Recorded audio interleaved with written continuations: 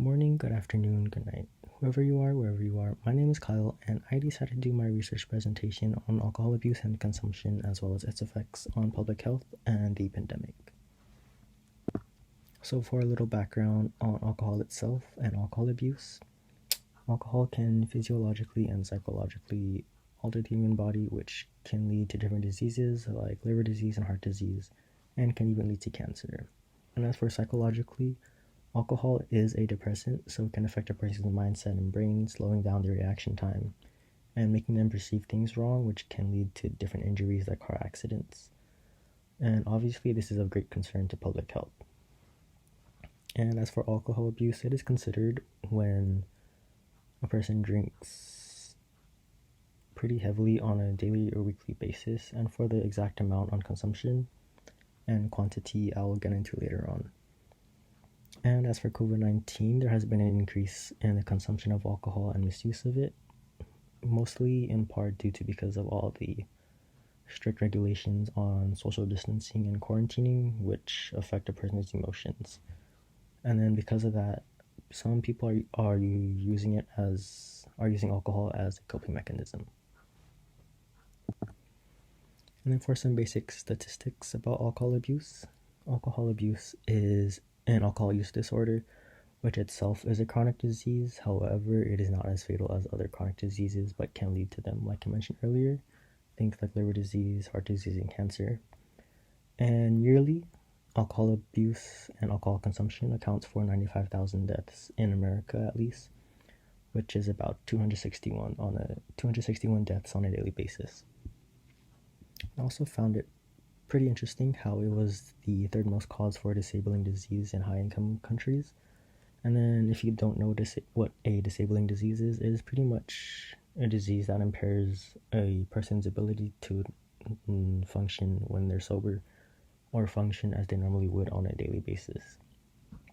And it is also the fourth most cause for disabling disease in low to middle income countries.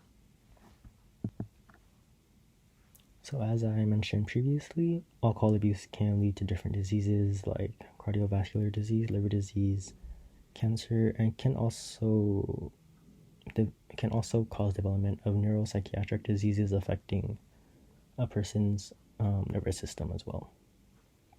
And if enough alcohol is consumed over a period of time, or even in one sitting, it can increase blood pressure and can even lead to stroke. And also, as I mentioned earlier, since alcohol is a depressant, it can lead to injuries such as falling especially, and car accidents if a person does drive under the influence. And one thing that I never would have thought of was that alcohol abuse and consumption can lead to the contraction of HIV. So when a person is drunk, per se, they are more likely to engage in risky behaviors like sex. And this does not only impact people who drink alcohol, but it can also affect people who don't drink alcohol as well, because HIV is transmitted through unprotected sex, which can come from anybody who has the virus. And obviously, because of all the different diseases and health complications that come from alcohol abuse, it can lead to a decrease in life expectancy. So for the statistics countrywide here in America, I use the CDC's Behavioral Risk Factor Surveillance System website thing, which is the BRFS website that we all use for previous assignments. And I found that each state had a sample size of either 2,000 to roughly around 10,000 people, depending on the population for each state and the size of the state as well. And to be a little bit more specific, for the menu at the top, under class, I use alcohol consumption, and then for the drop-down menu under topic, I use heavy drinking, which was considered when males drank 14 or more drinks per week, and when females drank 7 or more drinks per week. And I found it really weird to see how the states up in the north were at highest for heavy drinking, which are states like Oregon, Montana, North Dakota, Iowa, Wisconsin, Vermont, and Maine in the northwest, as well as Alaska. And then there was a few exceptions of Colorado and then Louisiana in the south. And I was surprised to see how Nevada was not part of the highest percentage that were considered heavy drinkers. Because of the strip, we have like a lot of clubs and parties and gatherings over there. I thought they would be more of a population who drank heavy. And then in terms of alcohol consumption, about 52.9% of the American population were heavy drinkers at the time the survey was taken last year in December. So to further elaborate on the state of Nevada, we had a sample size of 2,338 people, and 7.3% of that population were considered heavy drinkers. And then this, like I said earlier, was made in part of males who drank 14 or more drinks per week, and then 7 or more drinks for females. And in comparison to 2019, there was about a 1% increase, because in 2019 the heavy drinkers were at 6.4%. However, last year in 2020 they are at 7.3%. And as for gender, I also used Nevada, and I found in another source that alcohol abuse consisted of males drinking 40 grams of pure alcohol daily and females drinking 20 grams of pure alcohol on a daily basis. However, this graph was from the BRFSS website as well for the CDC, and of course I used the same criteria for heavy drinking, which was 14 drinks for males and then 7 drinks weekly for females. And for males, it was 7.1% in Nevada and 7.3% for females. And I found it pretty interesting because more females drink heavily last year in comparison to males, even though it is only a 0.2% difference. I thought it would be more males than females. And just to give you guys like a little bit of a, how would I say this, like background on what is in an average drink. So an average drink usually has 14 grams of pure alcohol, which is in 12 ounces of beer, 5 ounces of wine, and then 8 to 9 ounces of a mixed drink, and then 14 grams is also in a 1.5 ounce shot. So just by drinking about two of these drinks for females and about 3 or 4 for males, that's already enough to be considered heavy drinking. So as for age in Nevada, the age group of 18 to 24 years old had a prevalence of 6.7% who were heavy drinkers. And then for the age group of 25 to 34 years old, their prevalence was about 9.5% for heavy drinkers. And as the age increases, the heavy drinking decreases by about 1.5% for each age group. However, the 45 to 54-year-old age group, their percentage was 8%. And this was also pretty intriguing to me because I thought that the younger age group of 18 to 24, but obviously people who are 21 to 24 would probably consist of more heavy drinkers than I thought other age groups would, because they're more likely to go to parties and clubs and like anything else the strip has to offer. Alright, so for race and ethnicity, whites were at the top for heavy drinking, which makes them pretty susceptible to alcohol abuse at 10%. Blacks came in second at 6.8%, Hispanics came in third at 5.2%, and then multiracial came in at 3.9%, and then Asians at the lowest, which is at 0.1%. And this was also pretty surprising to me because I thought Hispanics and Asians would be in the higher percentile because of their culture and how often they drink with eating food or different snacks. And yeah. As for household income in Nevada, the households that made $50,000 or more dollars were the highest for meeting the criteria for heavy drinking at 9.9%. And for the other household incomes, it was about 6.0%.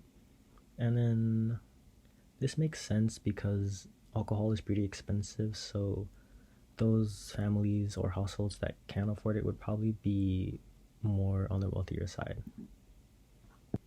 As for how education in Nevada affected heavy drinking and alcohol abuse, I found that people who are in education after high school, they were the highest group of individuals who met the criteria for heavy drinking at 8.9%. And then those who graduated from high school or got a GED, they're the second highest at 7.2%. And then college graduates were in third.